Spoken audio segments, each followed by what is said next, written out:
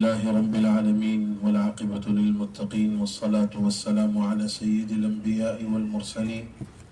وعلى آله وصحبه وأزواجه وذرياته وأهل بيته أجمعين أما بعد. قابل قدر حضرات علماء کرام، مہمان خصوصی حضرت مولانا جہانگیر صاحب دامت برکاتہم قبلہ،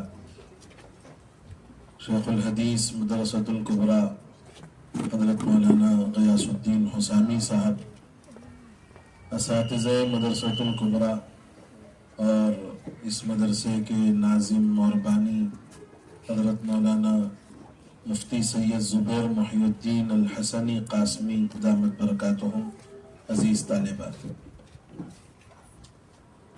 جہاں تک تاثرات کی بات ہے تو حضرت شیخ الحدیث صاحب دامت برکاتہم نے جس شرح و بسط کے ساتھ اور ما لہو ما علیہ کے ساتھ تاثرات کو پیش فرمایا ہے، میں نہیں سمجھتا کہ مزید اس میں کچھ اور کہنے یا بولنے کی ضرورت ہے۔ اتنی بات ضرور عرض کر دوں کہ مدارس میں خطابت کے فن کو سکھانے کا جو مقصد ہے، اس مقصد کو ہمیشہ اپنے ذہنوں میں مستحضر رکھیں کہ یہ فن خطابت در حقیقت دین کی تبلیغ و اشاعت کا ایک ذریعہ، دین اور دینیات کو عوام تک پہنچانے کا ایک مؤثر ترین طریقہ ہے، اور اس کے مؤثر ہونے کے لیے سب سے بڑی چیز اخلاص کا پیدا کرنا ہے، اور دوسری چیز جیسے حضرت شیخ الحدیث صاحب نے کہا کہ جتنی تقاریر پیش کی گئی ہیں صرف پیش کر دینا ہمارا کام نہیں ہے، بلکہ اس پر عمل کرنا بھی ضروری ہے۔ عمل سے سامعین پر اثر ہوتا ہے،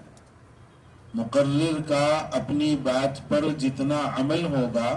سامعین پر انشاءاللہ اس کا اتنا ہی زیادہ اثر ہوگا۔ تو ان دو باتوں کو ہمیشہ اپنے ذہنوں میں مستحضر رکھیں جب آپ عالمہ بنیں اور آپ کی آگے کی زندگی چلے، تو اس میں ایک تو آپ کو اپنی زندگیوں میں عمل بھی کرنا ہے، اور اس جذبے کو کہ اللہ کے بندوں تک اللہ کے دین کا پیغام پہنچانا ہے تو پورے خلوص اور للہیت کے ساتھ پہنچانا ہے۔ دوسری بات جو عرض کرنی ہے حضرت مفتی زبیر صاحب قاسمی دامت برکاتہم سے متعلق، یقیناً یہ ہمارے قابل قدر شاگرد ہیں اور آج ان کو دیکھ کر بڑا ہی رشک ہوتا ہے۔ طالب علمی کے زمانے میں جب یہ میرے پاس علم الصیغہ وغیرہ پڑھتے تھے تو میں ان کو دیکھ کر کہتا تھا کہ یہ ایک دن محتمم ضرور بنے گا، وہ شاید قبولیت کا وقت تھا۔ آج ماشاءاللہ آپ کی خدمات دیکھ کر بہت قلبی سکون بھی ہوتا ہے۔ اللہ تعالیٰ سے دعا ہے کہ اللہ تعالیٰ آپ کی ان شبانہ روز محنتوں میں دن دونی رات چوگنی ترقیات نصیب فرمائے،